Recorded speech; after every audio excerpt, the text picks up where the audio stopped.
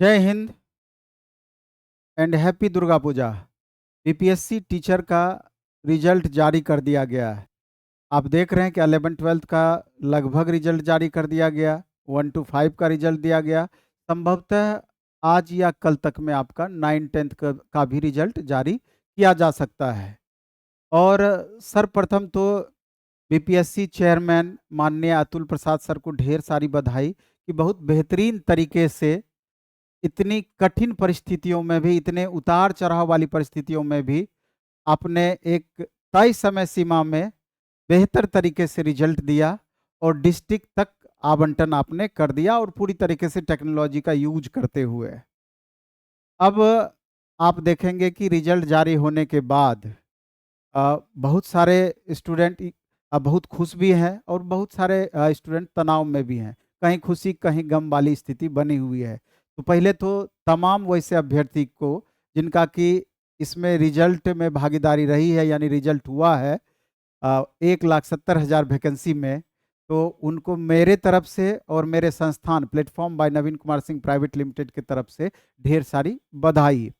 निश्चित रूप से वो बधाई के पात्र हैं और उनको चूंकि रिजल्ट फाइनल होने के बाद जल्द ही ज्वाइनिंग का भी प्रोसेस स्टार्ट कराया जाएगा और जीवन का एक नई शुरुआत उनका होने जा रहा है। तो एक बार फिर उस चीज़ के लिए अब मेरे तरफ से ढेर सारी बधाई।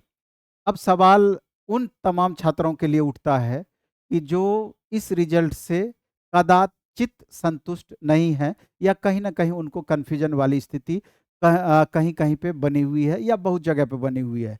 तो उन बातों पर निश्चित रूप से चर्चा होनी चाहिए और चर्चा करने का प्रयास करेंगे। जैसा कि अगर ओवरऑल आप सीन देखेंगे, ओवरऑल जो स्थिति उत्पन्न हुई है वो देखेंगे, तो 11-12 में आप पाएंगे कि अब सीट पहले से भी जिस तरीके से अनुमानित था 57,000 प्लस वैकेंसी थी और 30,000 अप्लीकेंट ही थे और लगभग जो रिजल्ट इसका फाइनल दिया गया तो उस हिसाब से देखा जाए तो 26,200 उस हिसाब से 23,701 कैंडिडेट मात्र पास किए और लगभग 33,901 वैकेंसी खाली रह गई 11-12 में।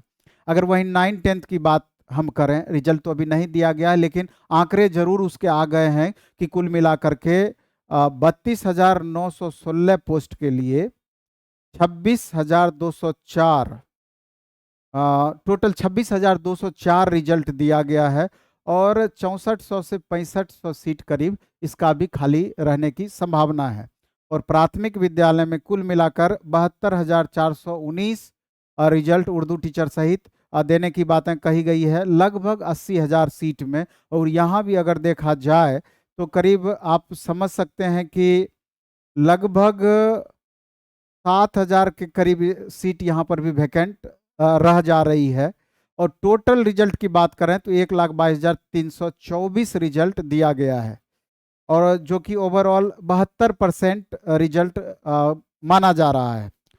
अब सवाल ये उठता है कि अगर प्राइमरी सेक्शन पीआरटी की बात करें तो टोटल रिजल्ट क्यों नहीं दिया गया है, ये एक प्रश्न चिन्ह पैदा करता है कि टोटल रिजल्ट दिया जाना चाहिए था। दूसरा ये भी बातें हैं कि क्या मजबूरियां सरकार की रही कि पूरा सीट आप नहीं भर पाए हैं और जिस तरीके से चूंकि कट ऑफ जारी नहीं किया गया है तो ये शंका को थोड़ा सा और बढ़ाने का काम कर रही है, क्योंकि स्टूडेंट को पहले लग रहा था कि इसका मिनिमम कट ऑफ जाने की संभावना है।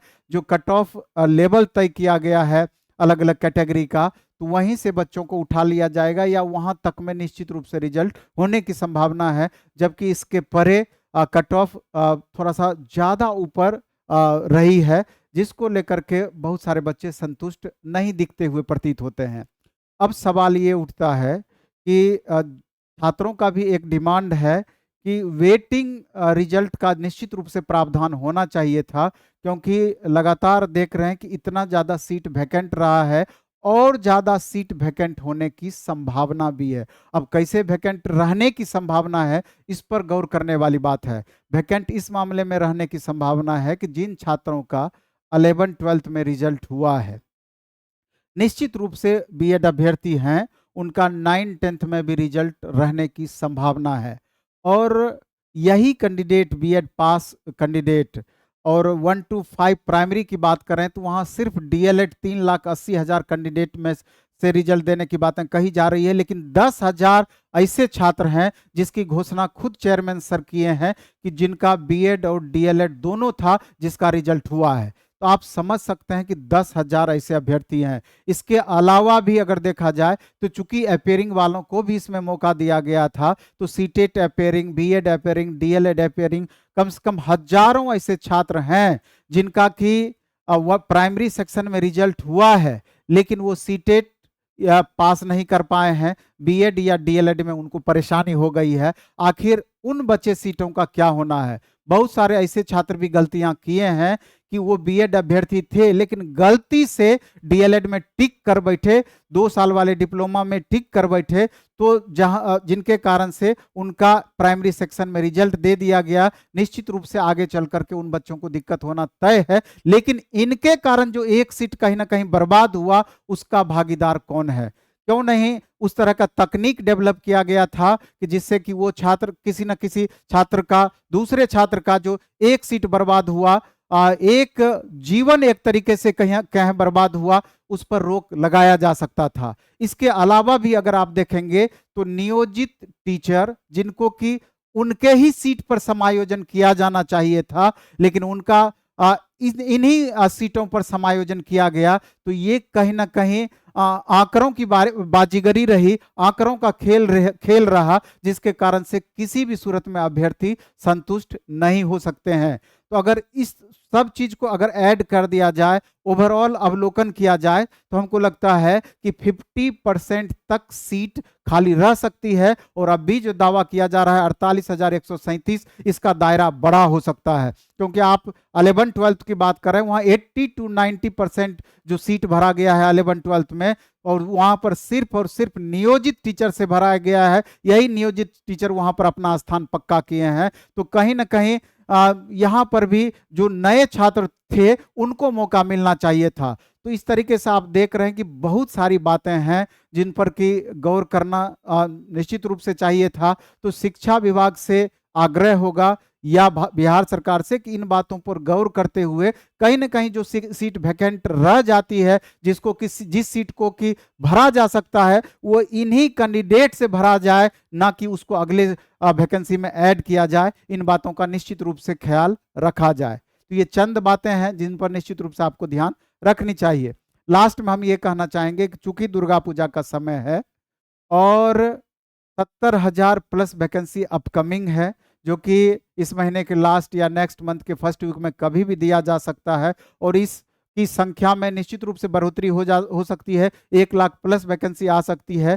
तो चूंकि प्लेटफॉर्म बाय नवीन कुमार सिंह ऐप पर ऑनलाइन मोड में अभी लगातार टीचर का बैच, अपकमिंग टीचर का बैच चल रहा है और एकदम मिनिमम कॉस्ट में।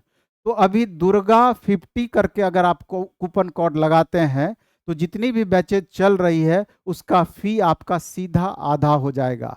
मैक्सिमम ऐसे बैच हैं 1000 से 1500 के बीच में फी है इंडिविजुअल सब्जेक्ट वाइज, और कुछ कम्बो का थोड़ा सा ज़्यादा हो सकता है, लेकिन जैसे ही दुर्गा 50 करके कूपन कोड लगाएंगे सीधे आपको 1000 के अंदर लगभग आ जाएगा या 1000 के समकक्ष आ जाएगा, बहुत ही कम फी हो जाएगा। और जो स्टूडेंट टेस्ट देना चाहते हैं तो एक नया ऐप बनाया गया है प्लेटफॉर्म ऑनलाइन टेस्ट, उस पर जा करके आपका 6 to 8, 9, 10 हर तरह का टेस्ट बाइलिंगुअल मोड में उपलब्ध है, वहां जा करके आप टेस्ट भी दे सकते हैं। तो चलिए इस भी, और ऑफलाइन मोड में भी दुर्गा पूजा के जस्ट बाद फिर नई बैच आने वाली है, तो ऑफलाइन मोड में भी आप बैच का लाभ उठा सकते हैं। चलिए इस वीडियो में इतना ही रखेंगे। धन्यवाद, बेस्ट ऑफ लक। खूब अच्छे से पढ़ाई कीजिए, खूब मन से पढ़ाई कीजिए, लेकिन गवर्नमेंट को निश्चित रूप से इस पर विचार करना ही चाहिए। धन्यवाद।